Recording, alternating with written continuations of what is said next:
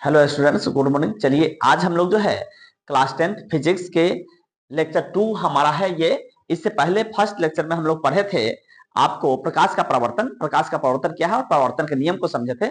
आज हम लोग जो है इस लेक्चर में पढ़ने वाले हैं आपको स्फेरिकल मिरर यानी गोलीय दर्पण के बारे में। गोलीय दर्पण क्या होता है, आज हम लोग गोलीय दर्पण के बारे में पढ़ेंगे। चलिए देखते हैं गोलीय दर्पण क्या होता है।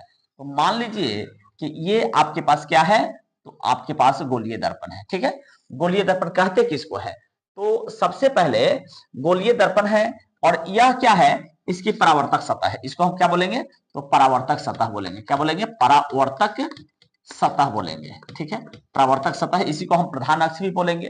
ठीक है, इसको हम लोग क्या बोलेंगे? तो परावर्तक सतह बोलेंगे। ध्यान से देखिए, अब जो है इसको थोड़ा सा आप लिख लीजिए। गोलीय दर्पण क्या होता है? गोलीय दर्पण उस दर्पण को कहते हैं, उस दर्पण को कहते हैं जिसकी परावर्तक सतह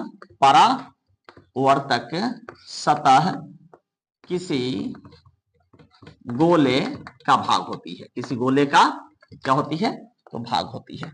अब ध्यान से देखिए, भाग होती है।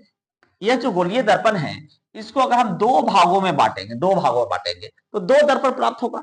एक वह भाग जिसको हम अंदर की ओर से क्या करेंगे? तो कलई करेंगे, या फिर इसको रंजित करना भी कहते हैं, या फिर पेंट करना भी कहते हैं। और यह एक वो भाग जिसको हम बाहर की ओर से क्या करेंगे? तो पेंट करेंगे। एक वो भाग जिसे हम बाहर की ओर से क्या करेंगे? तो पेंट करेंगे। दो भाग मिलेगा, अर्थात एक ये वाला भाग मिलेगा हमारे पास, एक जो है ये वाला भाग मिलेगा। ठीक है, और एक जो है ये वाला भाग मिलेगा, यानी एक हमारे पास ये वाला भाग मिलेगा। एक मिनट, ये जो है ज्यादा जो है टेढ़ा हो गया। देखिए, एक हमारे पास क्या मिलेगा? तो एक ये वाला भाग मिलेगा। ठीक है, ध्यान से देखिए। और यह क्या है? तो परावर्तक सतह है, तो यह क्या हो जाएगा? परावर्तक सतह हो जाएगा। इसका ये परावर्तक सतह हो जाएगा। ध्यान से देखिए, इसको हम प्रधान अक्ष भी कहते हैं। इसको हम क्या कहते हैं? प्रधान या फिर मुख्य अक्ष भी कहते हैं। इसको हम लोग प्रधान अक्ष कहते हैं। ये भी आपको प्रधान अक्ष हो गया। क्या हो गया? प्रधान अक्ष हो गया। ध्यान से देखिए, यह जो होता है सो वक्रता केंद्र कहलाता है। क्या कहलाता है? वक्रता केंद्र कहलाता है। वक्रता केंद्र कहलाता है सी। इसको हम सी से लिखते हैं, सेंटर ऑफ कर्वेचर होता है। अब ये जो सी है सो यहाँ पे कहाँ आ गया? यहाँ पे इस दर्पण में यहाँ पे आ गया, इस वाले दर्पण में यहाँ पे आ गया। यहाँ पे क्या होगा? वक्रता केंद्र सी हो गया। ध्यान से समझिए। अब देखिए, इसको हम क्या बोलते हैं? ये इसका ध्रुव है और ये इसका ध्रुव है। क्या है? तो इसको हम ध्रुव बोलते हैं, पी से लिखते हैं। तो अब देखिए, ये इसका क्या हो गया? ध्रुव हो गया। क्या हो गया? ध्रुव हो गया। इसको हम लोग पी बोलेंगे, और इसका ये क्या हो गया? ध्रुव पी हो गया। ठीक है, पी और सी के बीचों बीच एक बिंदु होता है जिसको हम मुख्य फोकस कहते हैं। क्या कहते हैं? मुख्य फोकस। क्या कहते हैं? तो इसको हम कहते हैं मुख्य फोकस कहते हैं। क्या कहते हैं? मुख्य फोकस कहते हैं। यहां इसका हो जाएगा मुख्य फोकस, कैपिटल एफ। क्या हो जाएगा? मुख्य फोकस कहलाएगा। ये मुख्य फोकस कहलाएगा, कैपिटल एफ। ठीक है, अब देखिए ध्यान से, तो ये वाला जो पार्ट है इसको हमको क्या करना होगा? तो अंदर की ओर से क्या करना होगा? तो रंजित करना होगा, यानी पेंट करना होगा। इसको अंदर की ओर से करना होगा, और इसको किधर से करना होगा? तो बाहर की ओर से इसको पेंट करना होगा।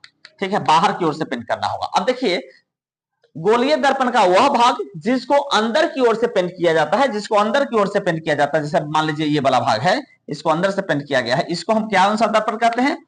उत्तल दर्पण कहते हैं। कौन सा दर्पण कहते हैं? उत्तल दर्पण कहते हैं। माने इसको क्या किया जाएगा? तो आपको अंदर से क्या किया जाएगा? रंजित किया जाएगा। क्या किया जाएगा? रंजित किया जाता है। ठीक है, और गोलीय दर्पण का वह भाग जिसको बाहर की ओर से क्या किया गया है? पेंट किया गया है, रंजित किया गया है, इसको हम कहते हैं अवतल दर्पण। कौन सा दर्पण? तो अवतल दर्पण कहते हैं। कौन सा दर्पण कहते हैं? अवतल दर्पण। इसको क्या किधर से? तो बाहर से क्या किया जाता है? तो आपको रंजित किया जाता है। बाहर से रंजित यानी कलई किया जाता है। ठीक है, तो आशा करते हैं कि यह आपको समझ में आया होगा। चलिए, इसके बाद अब हम लोग जो है फोकस दूरी का ये जो वक्रता केंद्र सी है और इसका जो मुख्य फोकस एफ है, इस दोनों के बीच क्या संबंध होता है, इस संबंध को हम इसके आगे वाले वीडियो में पढ़ेंगे। थैंक यू, धन्यवाद।